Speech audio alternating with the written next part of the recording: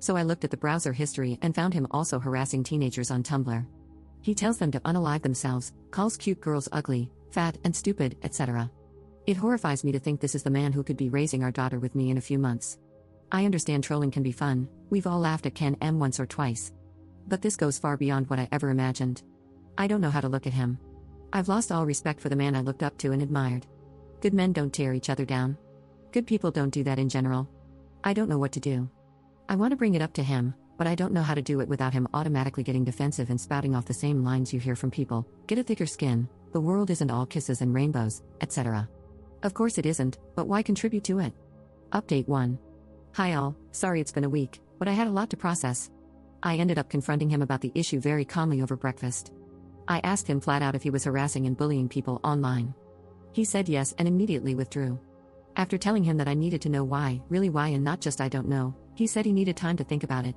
When he finally gave me his answer, I was disappointed. He said he trolled and bullied people because it was an outlet for him to relieve stress. He said he didn't view the people as real or what he was doing as anything other than a joke, and if it hurt feelings, those people have bigger problems, and it's not my fault. I told him that it wasn't acceptable behavior for an adult, and that he needed to stop it and find another way to express his frustrations that didn't involve hurting strangers. He said he would think about it. Unfortunately, he's still doing it. I saw it happening a few mornings back, and after he left, I looked again to see more comments and posts. I was disappointed. It is not a funny quirk to tell a child to off themselves. This was not the man I married, or so I thought, but I guess it is. I told him that we need to either go to counseling for this or start the separation process. I told him that I couldn't trust him to help raise a child if he speaks to strangers, children included, the way he does online. I let him know that I thought it was cowardly, pathetic, and that I had lost a lot of respect for him.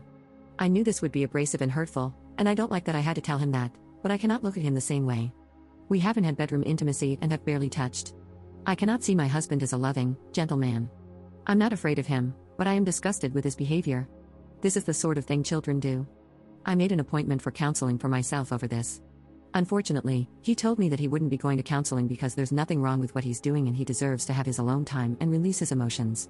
Because I want to protect my child and myself, I have asked him to leave the house. He's staying with some friends, but I don't think this will lead to a reconciliation. I'd hoped this story would have gone another way. Update 2. So as you can see, it has been 6 months since this all started unfolding. Since then, I gave birth to my beautiful daughter.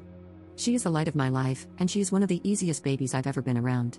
After 1 month of being apart, he contacted me and asked if I would still be willing to enter into counseling regarding our situation.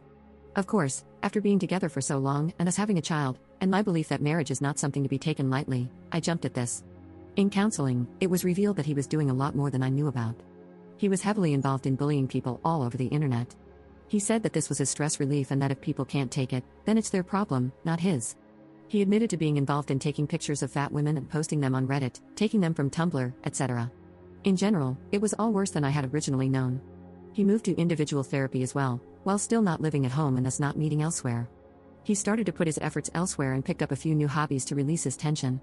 He then decided that he would stop, and we slowly merged our family together again. I was feeling happy, ecstatic really, that my daughter would have the life she deserved. Unfortunately, he's still at it. After 3 weeks of being together and our lives seeming normal, I discovered from his friend that he was still harassing and bullying teenagers, fat women, etc. I have reason to believe that he is one of the individuals who bullied Leila Alcorn, as well as a few other trans teenagers. It broke my heart and solidified my decision. I tried to have one more counseling session to really get through to him, but he defended his actions as just the internet and not a big deal. As of February, I filed for divorce.